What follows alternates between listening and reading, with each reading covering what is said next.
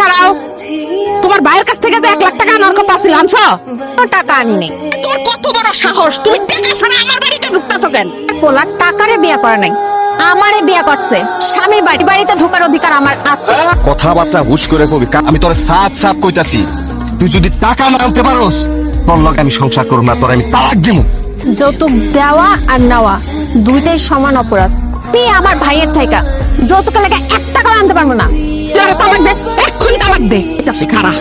ওরে এখন নেই মুহূর্তে আমি তালাক দিমু, এক তালাক। আমার বোনরা অত্যাচার করছে, ওরা আজকে আমি জানি ভাইজান আমার আসলে কোনো দোষ নেই ভাইজান। এই বার বুদ্ধিতে আমি আপনার কাছে যৌতুক চাইছি, আমার নষ্ট করছে মহিলা। আমি আর যৌতুক চাবো না বাবা, কানে ধরছি, কানে দাও। তবে একটা সারম না আমি ভাইজান